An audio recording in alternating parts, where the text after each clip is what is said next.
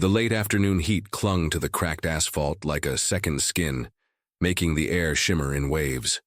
Ayanna Clark wiped the sweat from her brow with the back of her hand, smudging a streak of oil across her temple. The narrow country road stretched endlessly in both directions, bordered by dense oak trees whose leaves rustled in the occasional breeze. She'd spent the day helping her Uncle Leon at his auto repair shop, earning a little cash before heading back to her cramped studio apartment on the south side of town. Ayanna's life had always been built around engines and grease. From the time she was old enough to hold a wrench, Uncle Leon had shown her how to dismantle carburetors and rebuild transmissions. It wasn't a life she had planned, but it was one she understood. There was comfort in the hum of an engine, and the certainty that, no matter how badly something broke, with patience and the right tools, it could be fixed. She was almost a mile from home when she spotted it. A sleek, jet-black luxury coupe parked awkwardly on the side of the road, its hood open like a wounded beast. A tall man in a tailored gray suit paced beside it, speaking sharply into his phone.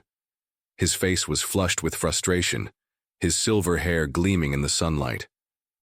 Even from a distance, Ayanna could tell he didn't belong here. Not on this forgotten stretch of road where streetlights were rare and cell reception was worse. Curiosity tugged at her. She slowed her pace, her work boots crunching against the gravel shoulder. The man ended his call with a muttered curse and slammed the phone into his pocket, staring helplessly at the steaming engine.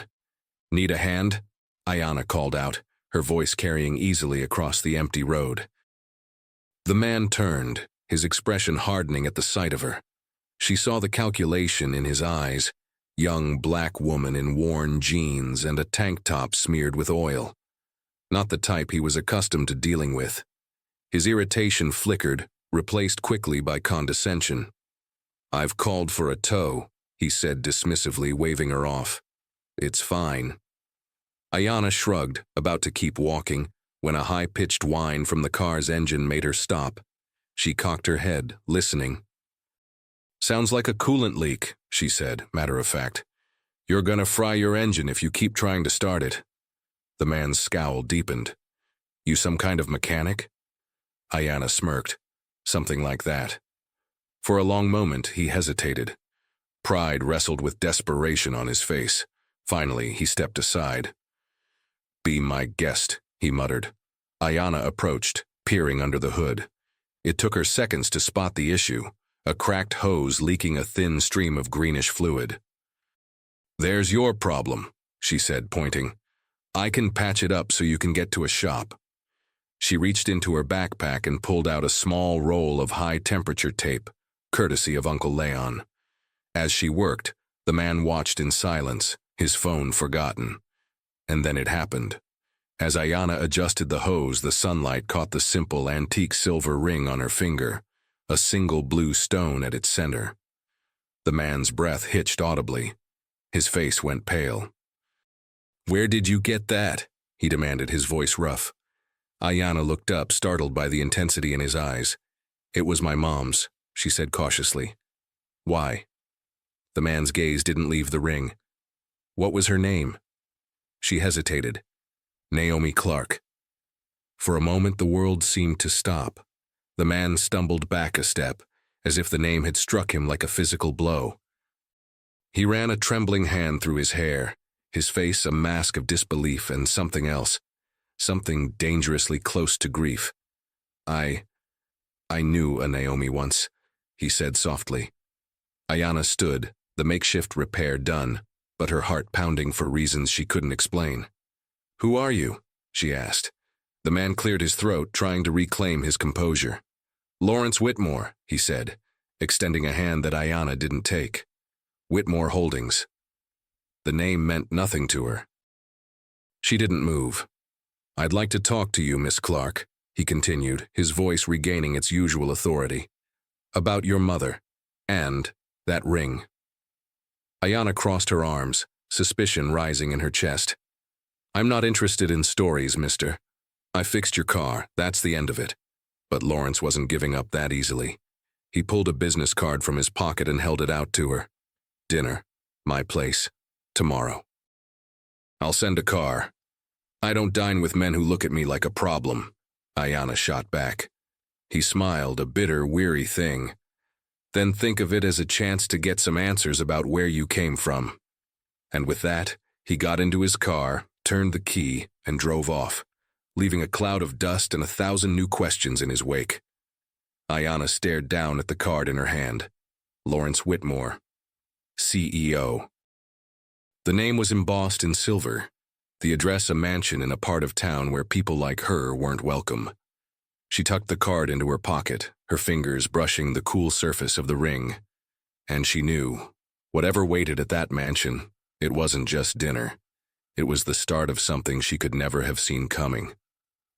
If this story of injustice and transformation moved you, don't forget to like, comment, and subscribe for more stories that turn pain into power. Ayanna couldn't sleep that night. She lay on the sagging mattress in her one-room apartment, the sound of sirens in the distance blending with the steady drip of a leaky faucet. The thin summer air felt heavy, thick with unanswered questions. The card Lawrence Whitmore had given her sat on the rickety nightstand, its sharp edges catching the moonlight that slipped between cracked blinds. Her fingers brushed the ring again and again, the simple silver band with a single blue stone, weathered from years of wear. It was the only thing of her mother's she still had. Naomi Clark had died when Ayanna was 12, leaving behind a daughter with too many unanswered questions and a promise she never fully explained. "Never take it off," Naomi had said, in a voice made rough by hardship. "It's not just a ring, it's a memory. And one day, it'll matter." Ayanna had spent years dismissing those words as the wistful ramblings of a mother whose life had been hard and short, until now. Until a millionaire in a suit had nearly fallen to his knees at the sight of it. At 9:00 sharp the next evening, a gleaming black SUV pulled up to her building. The driver, a young black man in a tailored suit, stepped out and opened the rear door. "Miss Clark?" She considered refusing. Considered walking away and pretending none of this happened. But something deeper, a gnawing hunger for the truth, wouldn't let her. The ride to the Whitmore estate took less than 20 minutes, but felt like a lifetime. The streets grew wider, the houses larger, until they reached wrought iron gates bearing the Whitmore family crest. The SUV glided up a long driveway to a house that looked like it had been plucked from an old Southern novel. White columns, manicured lawns, and the kind of silence that money bought. Ayanna stepped out, adjusting her denim jacket. She'd refused to dress up. If this man wanted to talk, he'd do it on her terms. Lawrence Whitmore was waiting for her on the wide front porch, a glass of amber liquid in his hand. He looked different now, not frantic or condescending, but weary. There were deep shadows under his eyes, and something brittle about the way he held himself. "Thank you for coming," he said quietly. "I'm not here for polite conversation," Ayanna replied. "You saw the ring. You reacted like you'd seen a ghost. I want to know why." He gestured toward the open door. "Let's sit." She hesitated, then followed. The interior of the mansion was everything she'd expected.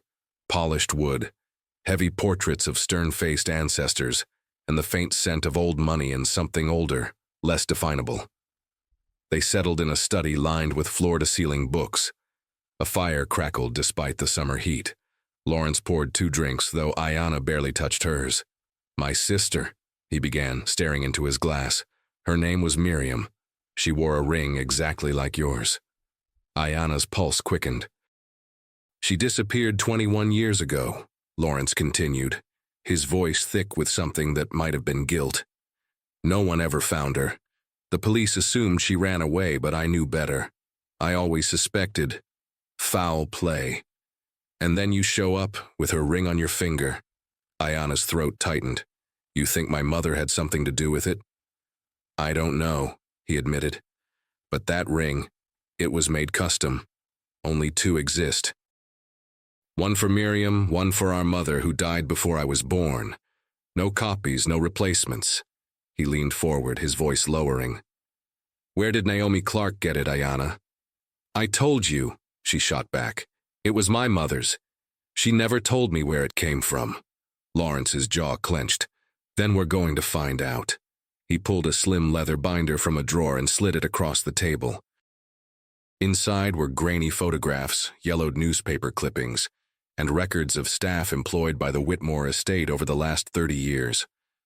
Ayanna scanned the pages until she saw a face she recognized. Naomi Clark, listed as a housemaid, employed from 1997 to 2001. No termination date, just the word disappeared scrawled in the margin. Ayanna's chest constricted. She felt the room tilt slightly, her mother's warnings and whispered goodnights taking on a darker, sharper edge. "I didn't know," Lawrence said, watching her carefully. "I didn't remember her name until I saw yours on that card." Ayanna forced her voice steady. "What happened to my mother?" "I don't know, but if she had that ring, and if she left this house suddenly, it means she knew something. Something dangerous." The words hung between them, thick with unspoken history. "I need you to help me, Ayanna," he said. "Whatever happened back then, it wasn't just about my sister. There were other things my father buried." Ayanna's hand tightened around the ring. She could hear her mother's voice in the back of her mind. "One day, it'll matter." "All right," she said finally. "But if I find out you or your people hurt my mother—" His gaze met hers, somber and unflinching.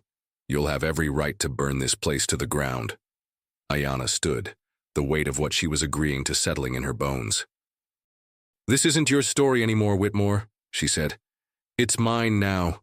And with that, she turned and walked into the dark corridors of the mansion, following a trail that had waited 21 years for someone brave enough to pick it up. The corridors of the Whitmore mansion seemed endless.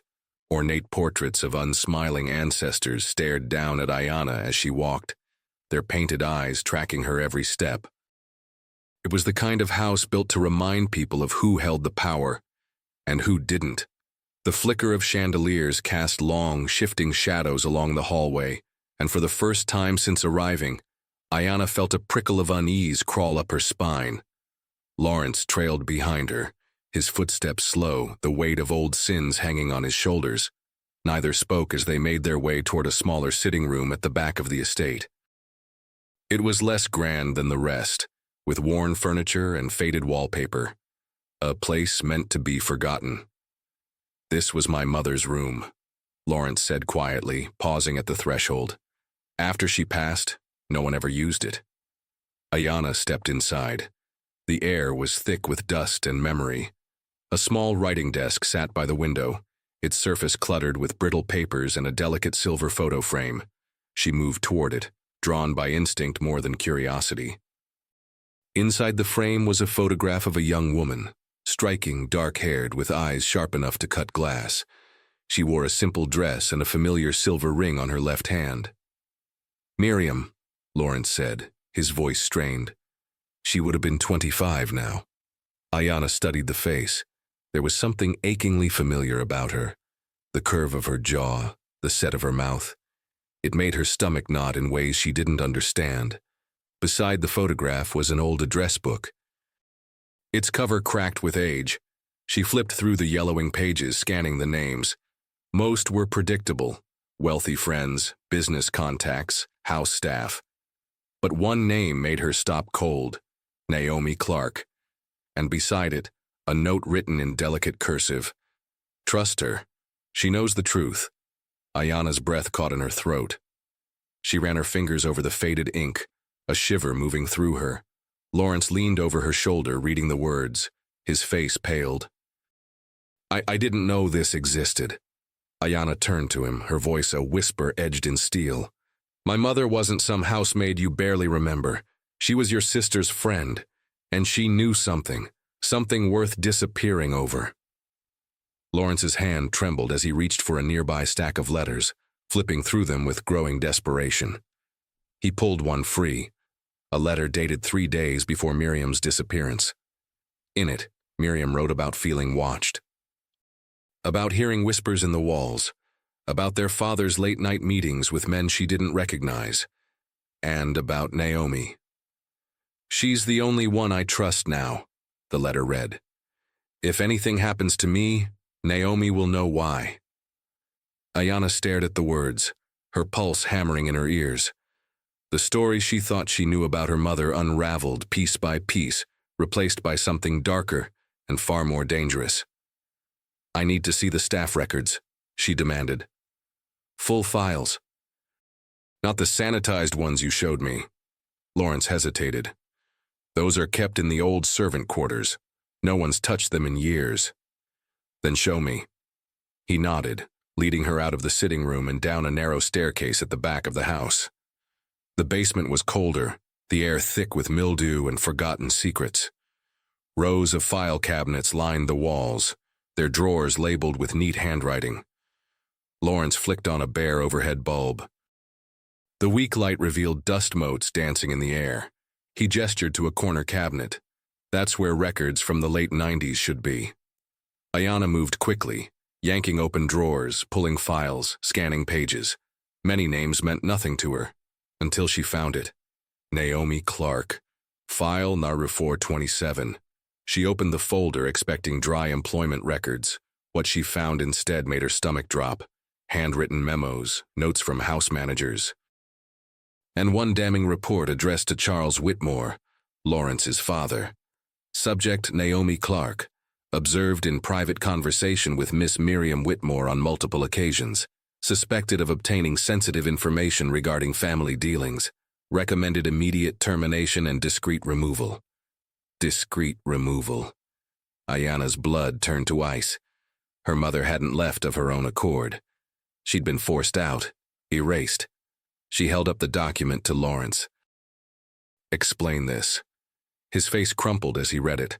I didn't know. I swear to you, Ayanna, I was a kid. They kept things from me." Ayanna wanted to believe that. She wanted to believe he wasn't a man who'd helped bury her mother's life. But trust was a currency she'd learned not to spend lightly. "There's more," she said flatly. "There's always more." And she intended to find every last piece of it, even if she had to burn this whole place down to get it. Ayanna left the basement that night with a different kind of heaviness in her chest. Not just grief for a mother she was only beginning to truly know, but the weight of injustice thick and suffocating, generations old. Lawrence offered to have one of his drivers take her home, but she waved him off. She needed to walk, to breathe the night air not choked by money and secrets. Back in her apartment, the walls felt too close. Every corner seemed to echo with new questions. She sat cross-legged on her bed, the file folder she'd taken from the mansion spread out before her. Names, notes, dates, a paper trail of control and cruelty. And in the center of it all, Naomi Clark. Her mother had stood against something much bigger than herself, and the price had been everything. Ayanna barely slept, but by dawn, her resolve was stone. She wouldn't let Naomi's name be a footnote in some dusty ledger. There was too much buried here. And now there was too much at stake. At precisely 9 the next morning, her phone rang, a number she didn't recognize. "Ayanna Clark?" a crisp voice asked. "Who's this?" "My name's Celeste Whitmore," the woman said. "Lawrence's sister." Ayanna sat up. Didn't know he had one. "That's by design," Celeste replied dryly.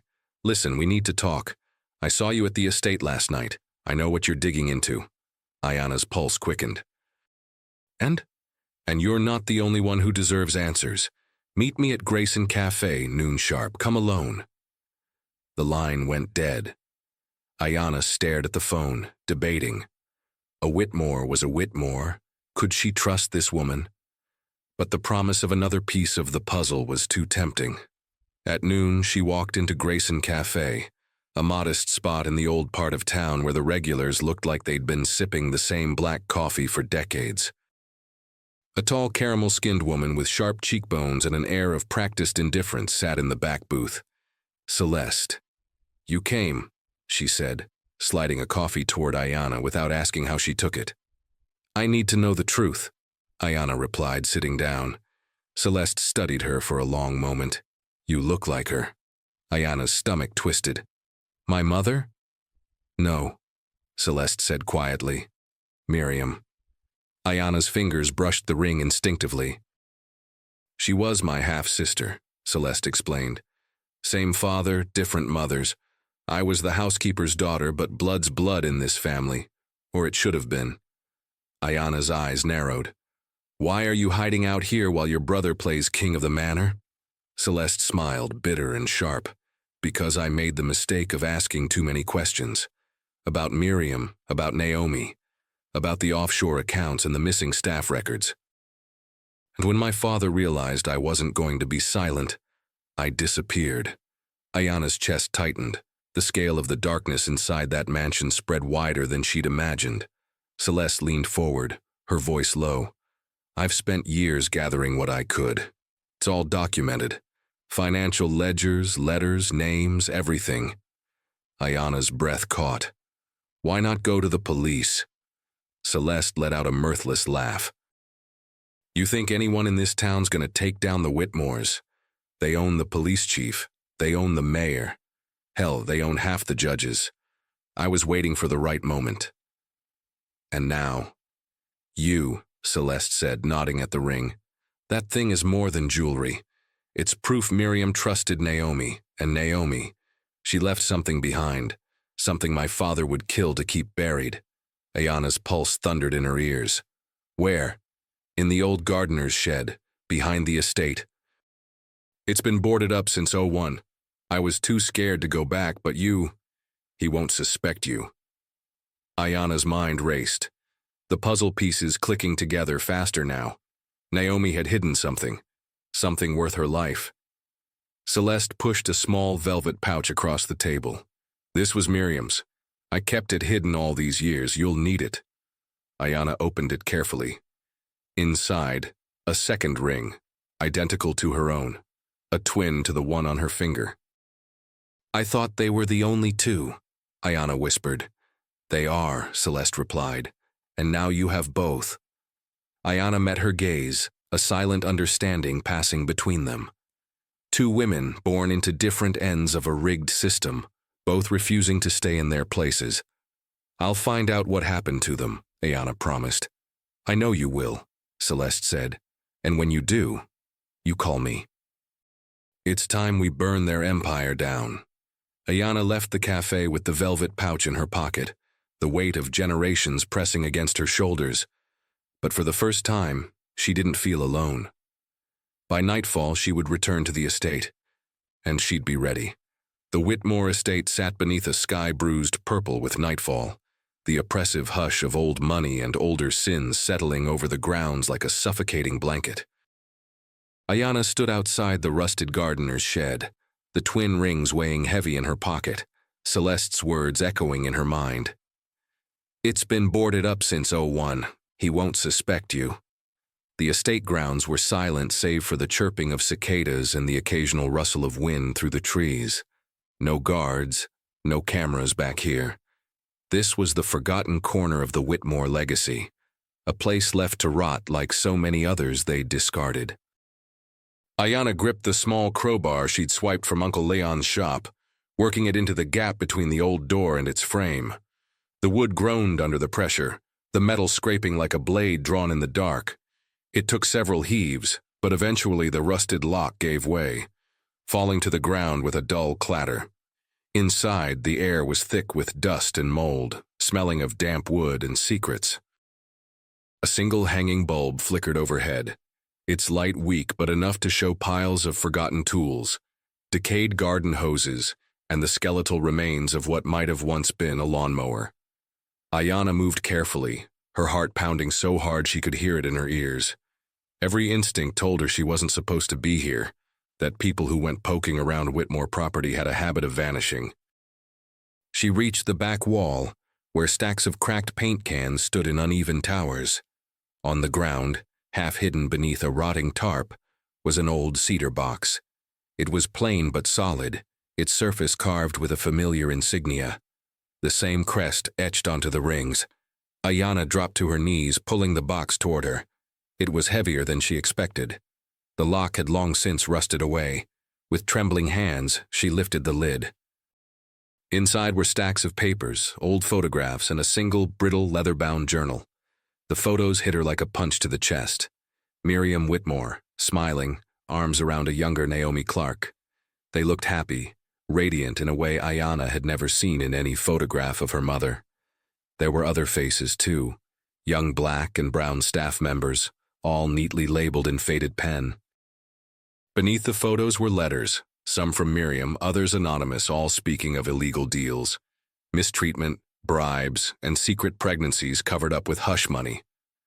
Ayanna's hands shook as she opened the journal. January 12, 2001. Naomi says she's afraid. She heard my father talking about removing loose ends. She wants to leave, but I begged her to stay. I have to get this evidence out. If anything happens to me, promise me you'll finish it. She made me swear on the ring. A chill rolled down Ayanna's spine. She turned the page. February 2nd, 2001. Naomi found out about the others. The girls they sent away. She says she's taking the files and leaving. I'm scared for her. I'm scared for me. The final entry was scrawled, the ink smeared like it had been written in haste. February 10th, 2001. They're coming for me. Ayanna slammed the journal shut, bile rising in her throat. There was no doubt now. Miriam hadn't vanished willingly. Neither had Naomi. They were silenced because they knew too much. Footsteps crunched outside. Ayanna's blood ran cold. She tucked the journal and a stack of photos into her backpack, kicking the box back under the tarp. The flickering bulb above dimmed as shadows passed by the shed window. Thought I saw someone back here, a male voice murmured. She recognized it, one of Lawrence's security men. Ayanna's mind raced. She slipped behind a stack of gardening equipment, clutching the crowbar. The door creaked open, a flashlight beam slicing through the gloom. "You in here?" the man called. No answer. He stepped further inside, the beam sweeping dangerously close. Ayanna's grip tightened on the crowbar. She didn't want to hurt anyone, but she wouldn't be caught. Not now. Not when she was this close. A phone rang, breaking the silence. The guard cursed and stepped back outside to answer it. Now or never. Ayanna bolted from the shed, ducking into the trees that lined the perimeter of the estate. The guard's voice faded behind her. Yeah, it was nothing. Probably a raccoon. She didn't stop running until she was halfway to town. When she finally reached the safety of her apartment, she locked the door behind her and collapsed against it. The evidence spread out on the floor like puzzle pieces from a nightmare. And then, her phone buzzed. A message from an unknown number. "We know what you took. You can't save them all." Ayanna's jaw clenched. They were watching, but it was too late for threats. The truth was no longer buried, and by the time she was done, neither would they be. Ayanna barely slept, haunted by the faces in those photographs, by the desperation in Miriam's words, by the ice-cold message sent to her phone. But fear wasn't unfamiliar. She'd grown up with it, in housing projects where the sound of sirens was constant, in school corridors where futures were traded for silence, in the way people crossed streets to avoid girls who looked like her. Fear was no stranger. It was, in some twisted way, fuel. At sunrise, she made her decision. If they wanted a fight, they were going to get one. She called Celeste. "I found it," Ayanna said without preamble. There was a pause on the other end of the line, then, "What's in it?" "Photos, names, letters, a journal. It's not just Miriam and my mom. There were others, girls they sent away, records of backroom deals. Naomi knew everything. She was going to expose them. And they killed her for it," Celeste finished, her voice thick with a grief so old it had calcified into rage. Ayanna hesitated. "I need to get inside the east wing." A sharp intake of breath. "You're out of your mind." "Not more than usual," Ayanna muttered. "What's in there, Celeste?" Another beat of silence. "Records," Celeste admitted quietly. "Contracts, off-books ledgers. My father kept a hidden vault in his private study behind the East Wing library. No one but family has access." Ayanna glanced down at the two identical rings, gleaming in the dawn light. "Guess it's a good thing I've got blood on my side," she murmured. Celeste's voice dropped low. Listen to me. If you get caught in there, you'll disappear like the rest. Be smart. I'm done being careful. They agreed to meet at a safe house in the city that night. Ayanna would retrieve what she could. Celeste would have a car ready. If it went bad, Ayanna would run, evidence in hand, and Celeste would leak it to every journalist who still had a spine. Ayanna returned to the estate under the guise of following up on Lawrence's request for more answers. He greeted her with a tense expression. "You all right?" "No," she answered truthfully, "but you owe me some explanations." He gestured toward the east wing. "We can talk there." The opportunity opened like a door left carelessly ajar. As Lawrence led her through the long corridor, Ayanna kept her eyes sharp.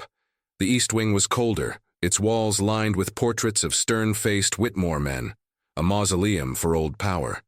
In the library, Lawrence gestured to a worn leather chair. "I didn't want to believe it," he said. "But you were right, I've started combing through old files. There are gaps. Names that don't appear in final employment records, payouts made to families after so-called accidents, even references to a Project Eden." Ayanna's blood ran cold. "What's that?" Lawrence shook his head. "I don't know. It was marked as classified, even internally. I need more time." Time she didn't intend to wait for. While he spoke, Ayanna's gaze drifted to the far bookshelf. On its edge, a faintly discolored patch of wood. Square, like a hidden latch. She rose casually, pretending to admire the room's antique volumes. "Mind if I look around?" she asked. Lawrence waved a distracted hand. "Be my guest." Ayanna brushed her fingers along the shelf until she found the latch. The wood shifted with a soft click. A narrow section of the wall creaked open, revealing a stone staircase leading down. Her stomach tightened. She turned to Lawrence. "I need to see what's down there." He hesitated, torn. Then, perhaps understanding what she'd risked just to get this far, he nodded. "I'll keep watch." Ayanna slipped through the opening, descending into a subterranean vault reeking of damp earth and old paper.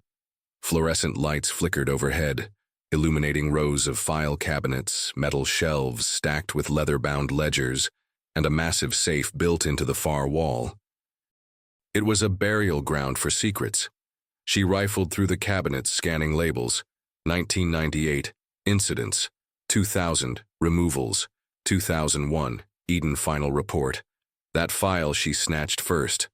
The Eden report detailed an unofficial program run through the estate, exploiting young black and brown women from low-income families, promising education and opportunity while using them as domestic labor, coercing silence through threats, and in some cases, outright disappearance when they uncovered too much. Names Ayanna recognized, names from the journal, and one name circled repeatedly in red ink: Naomi Clark. The last page held a payment authorization for a private contractor, a discreet removal service. The date: February 11th, 2001. The day after Miriam's final journal entry. Ayanna grabbed everything she could, shoving files into her backpack until it was bursting. Footsteps echoed above. Voices. Lawrence's shout, "What the hell are you doing in here?" Ayanna's pulse spiked. No time. She slipped out through a side passage Celeste had told her about years ago, emerging into a garden overgrown with ivy. The estate's perimeter lights were on now. The hunt had begun. She ran for the tree line, the backpack slapping against her shoulders, the weight of history heavier than any stone. At the edge of the property, Celeste waited in an old sedan, the engine running. Ayanna dove into the passenger seat. "Go." Celeste floored it, the car fishtailing briefly before tearing down the road. "You get it?" she asked. Ayanna unzipped the bag, revealing the files. "Every last ghost," she said grimly. They drove through the night toward a reckoning no one in the Whitmore dynasty would see coming. The city lights blurred past the car windows as Celeste drove like a woman possessed, the weight of the stolen documents between them thickening the air inside the sedan.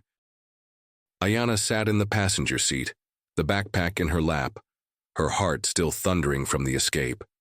Every bump in the road jostled the damning evidence inside: the Eden report, photographs of missing girls, ledgers of hush payments, and the final, irrefutable proof that Naomi Clark hadn't vanished into obscurity.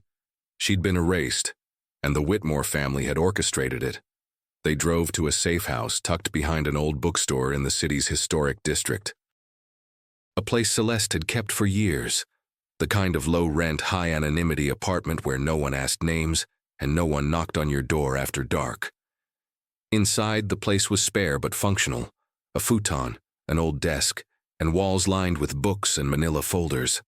Celeste bolted the door behind them, peeking through the blinds before sliding the deadbolt into place. "I can't believe you made it out," she muttered, running a trembling hand through her curls. "Neither can I," Ayanna admitted, setting the backpack on the table and beginning to unload its contents. They spread the documents out across every available surface: ledgers detailing illegal labor contracts disguised as charitable outreach programs, a list of names labeled untraceables, and correspondence implicating Charles Whitmore in crimes far beyond financial fraud. But it was the Eden files that made Celeste go pale.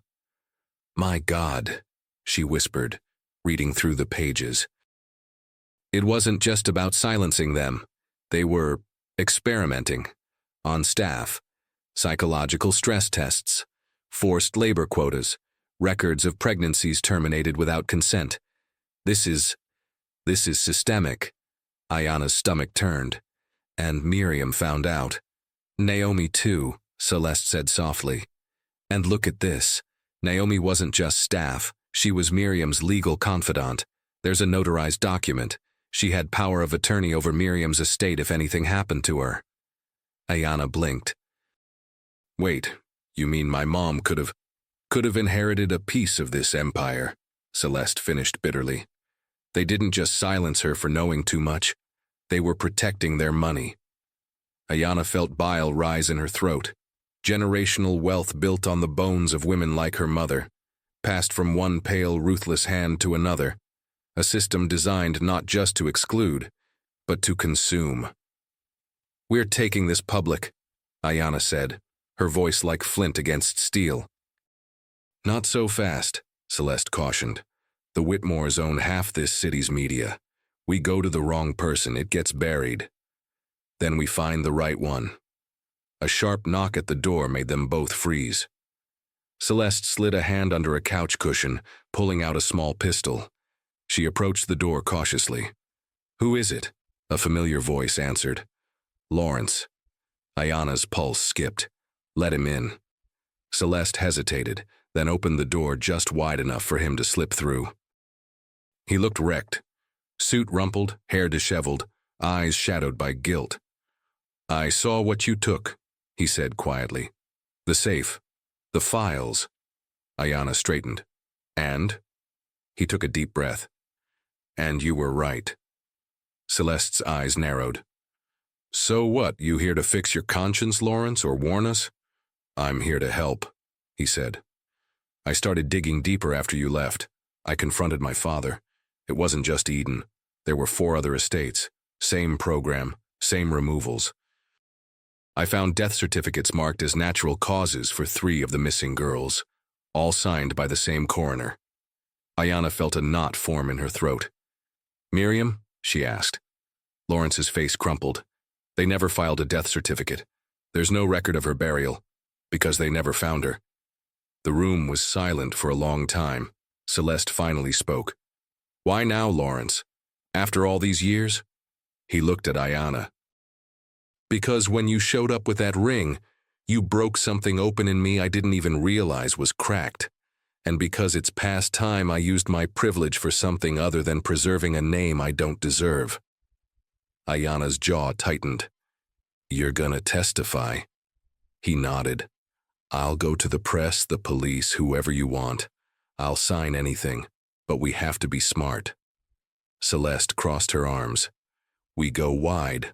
Multiple outlets, independent journalists, activists. We flood the system so no one can silence it." Lawrence hesitated. "You'll need one more thing. He reached into his coat pocket and pulled out a USB drive. "My father's personal ledgers," he said. "Names of every judge, every official, every cop on the payroll. Even some federal agents. You want to burn it all down? This is your match." Ayanna took the drive, her fingers curling around it like a weapon. And in that moment she realized something. This wasn't just about Naomi anymore, or Miriam, or Celeste. It was about every woman who'd been told to be quiet, to stay in her place, to accept the scraps from the table of power. It was about dismantling a system designed to consume them and replacing it with one that finally recognized their worth. And Ayanna Clark would lead the charge. The days that followed blurred into a storm of strategy meetings, whispered phone calls in shadowed corners, and carefully encrypted messages to trusted journalists and activists. Ayanna barely ate, barely slept. The old life she'd known, oil-stained coveralls, afternoons at Uncle Leon's garage, the simple ache of survival, felt like it belonged to someone else. Now she carried the weight of the unseen. Names of women erased from records, bribes inked on ledgers. Silent graves no one mourned but the people who dared to remember. And in the quiet hours before dawn, when exhaustion gnawed at her resolve, Ayanna would finger the twin rings resting on a chain around her neck, and remember that this wasn't just revenge. It was legacy reclamation. A plan came together like a living thing, woven from desperation and sheer will. Celeste coordinated their allies in the press, 3 independent outlets known for exposing corporate corruption. Lawrence provided insider contacts, leveraging the crumbling authority of his last name before the Whitmores could discredit him. Together, they crafted a release of the files, timed for maximum exposure. But it was Ayanna who insisted on one thing. The names of the victims would be said first, not as casualties of a scandal, but as women whose lives mattered. A memorial list. On the eve of the press drop, Ayanna returned to the estate one final time. Not as a trespasser, not as a pawn, but as Naomi Clark's daughter. And she went alone. She told no one. The estate was quiet, the grounds empty in the small hours of morning. Whitmore Holdings had gone into lockdown after word leaked that a credible threat was coming. Lawrence had warned her, but Ayanna knew Charles Whitmore wouldn't leave without trying to bury one last secret. She slipped through a side gate, cutting through the overgrown gardens to the old greenhouse, the place where Miriam and Naomi had once escaped to when the weight of the estate became unbearable. It was crumbling now, vines strangling the glass walls, the scent of decaying leaves heavy in the air. And inside, under a pile of broken crates and dry soil, Ayanna found it. A small cedar box, identical to the one in the gardener's shed, the same insignia carved on the lid. Inside, a letter, addressed to my daughter. Ayanna's hands trembled as she unfolded it. "If you're reading this, it means the past found you. I'm sorry I didn't live to tell you myself. I knew too much. I made the mistake of believing the truth would protect me. It didn't. But you are my blood, and I have no doubt you'll finish what I started. The ring belonged to Miriam. She gave it to me when she realized what they planned to do. It's proof of everything. Of our sisterhood. Of our defiance. Burn it down, baby girl. Not for me, for the others." Ayanna clutched the letter to her chest, eyes burning. She heard footsteps approaching and didn't flinch. Charles Whitmore stepped into the greenhouse, his face a ruin of fury and arrogance. The same man whose signature was at the bottom of the Eden files. The man who'd ordered Naomi Clark's removal. "Well," he sneered, "you've been busy." Ayanna stood, pocketing the letter. "Your empire's dead, Whitmore," she said, voice low and steady. "And you don't even realize it. You think some files and old sob stories will change anything?" he spat. "We built this country, girl, men like me. You'll never tear it down." "I don't need to," Ayanna smiled coldly. "I just need to show people how rotten it is. And you've already done half the work for me." His jaw tightened. "You're bluffing." "You'll see," she promised. "Tonight, And then, because it felt like reclaiming oxygen, Ayanna turned and walked past him, out of the greenhouse and into the pre-dawn light. She didn't look back. By noon, the scandal broke across every major news platform. The files were everywhere: names, payments, Eden's atrocities. Independent journalists live-streamed reading the victims' names. Activists rallied at courthouses and outside Whitmore Holdings. Civil rights attorneys filed motions for federal charges. Within hours, Charles Whitmore was in custody, the press catching the image of a man once untouchable now cuffed like any street criminal. Lawrence testified publicly. Celeste's expose aired in full, and at the center of it all, Ayanna Clark stood before a crowd of thousands gathered outside the estate gates. She spoke without notes, without practiced polish. My mother was Naomi Clark. She worked here. She died because she believed the truth mattered. Today we say her name.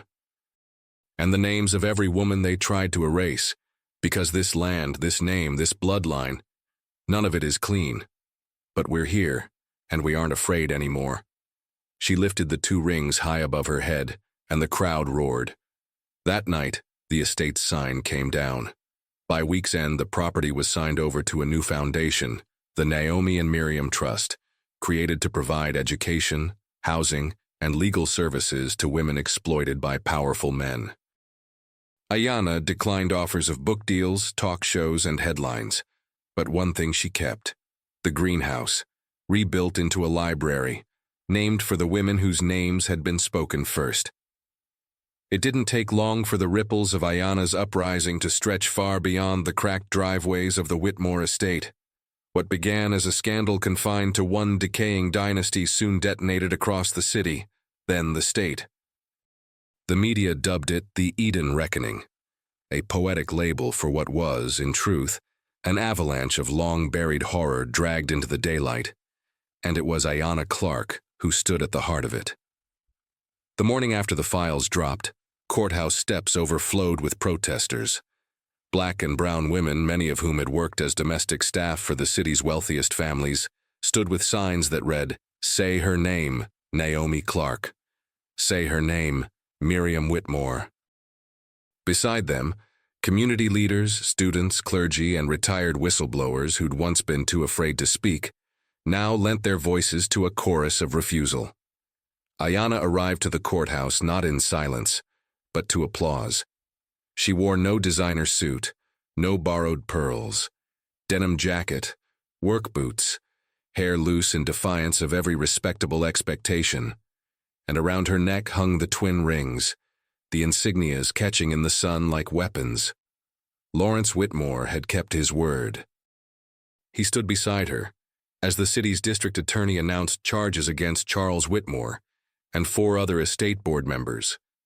Charges ranging from conspiracy and unlawful imprisonment to illegal experimentation, sexual assault, and homicide. Federal indictments followed within days. What startled even the most cynical observers wasn't just how quickly the empire crumbled, but how many people in power rushed to distance themselves, to cooperate, to confess sins Ayanna suspected were only the tip of an enormous, rotted iceberg. Celeste addressed the crowd first, her voice steady but sharp. For every woman told her story didn't matter, for every girl asked to be grateful for scraps, for every voice that was bought, buried, or beaten quiet. This is for you.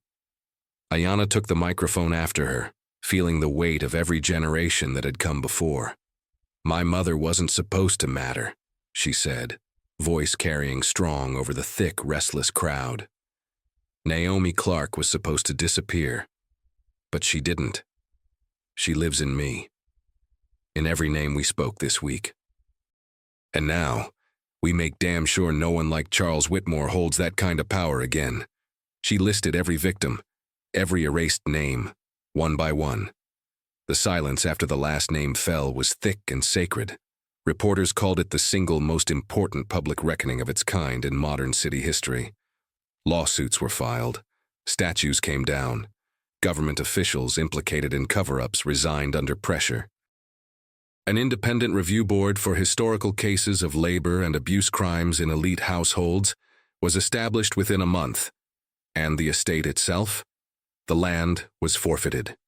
Its sprawling grounds, once symbols of unchallenged power, were signed over to the Naomi and Miriam Trust, as decreed in a court settlement that Ayanna, Lawrence, and Celeste refused to negotiate away.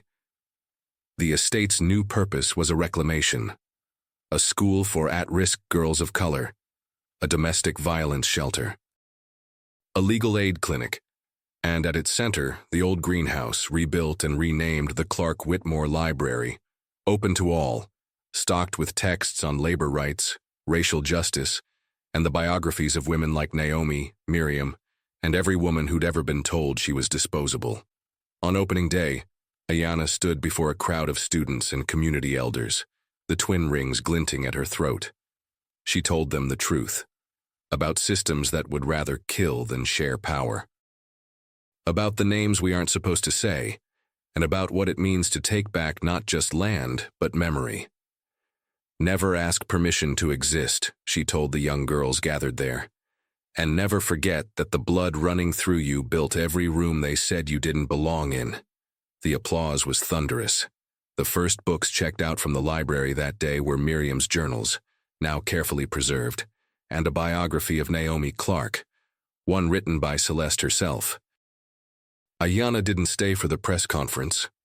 She walked alone through the restored greenhouse, now lush with wildflowers and native plants, names of the fallen engraved on bronze plaques among the soil. She sat beneath an oak tree and read her mother's letter again. "Burn it down, baby girl, not for me, for the others." Ayanna smiled. It was done, and yet, it was only the beginning. In the weeks that followed, Ayanna's world transformed into something she couldn't have imagined. Where once she'd moved through the city as an invisible girl with oil on her hands and calluses on her palms, she now walked as a name that carried weight. The papers called her the woman who dismantled a dynasty, the face of an uprising she had never sought but refused to turn away from. But Ayanna wasn't interested in parades or magazine covers. She was interested in permanence. The first board meeting of the Naomi and Miriam Trust took place in the restored estate library. Not one member of the old Whitmore family, save for Lawrence, was present. The seats once held by power brokers and crooked financiers now belonged to educators, community organizers, survivors, and women from the neighborhoods whose daughters had been stolen by that house. Ayanna sat at the head of the long oak table. "Before we move forward," she began, her voice steady, "I want to remember what brought us here." She gestured to the wall behind her where a plaque hung. "For Naomi Clark, Miriam Whitmore, and every woman who refused to stay silent." The room fell quiet. "I don't want this trust to be about charity," she continued. "I want it to be about restoration, reclaiming what was stolen, from our mothers, from our grandmothers, from us." They voted to establish scholarships for girls from low-income communities, domestic violence advocacy programs, and an archival project documenting the hidden labor histories of Black and brown women in the city. Stories that had been buried in service of families like the Whitmores. Lawrence handed over the last of his family's ledgers that afternoon. "I'll keep nothing from you," he promised, eyes shadowed but resolute. "It's yours now."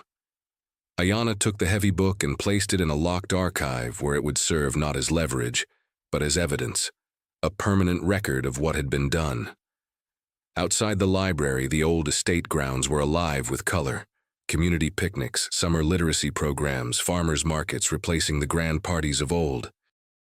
Where once men in tailored suits whispered deals designed to keep women like Naomi Clark on their knees, children now ran free between rows of garden beds and a community greenhouse blooming with sunflowers and wild thyme. Ayanna's favorite spot was beneath the ancient oak tree. It was where she met Celeste most afternoons, where survivors gathered to plant trees in honor of their mothers, and where, one evening, a reporter asked Ayanna what justice felt like. She thought for a long moment. "It feels like them," she said, gesturing to the laughing children, the women sipping iced tea on the mansion's old front porch. "Like a world where we remember, where we repair, and where we never let them forget what was taken. The article called it The Long Reckoning, and it was. But it was also a beginning. Ayanna launched a series of public lectures on institutional violence, systemic erasure, and the weaponization of wealth. Universities invited her to speak. Movements claimed her name.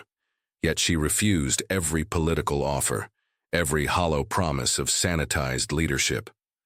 "I'm not interested in being anyone's symbol," she told Celeste. "I'm interested in being dangerous." They both laughed at that. Dangerous women, especially black women, and didn't often get to live long enough to rebuild what they tore down. But Ayanna Clark intended to. The final phase of her plan came quietly.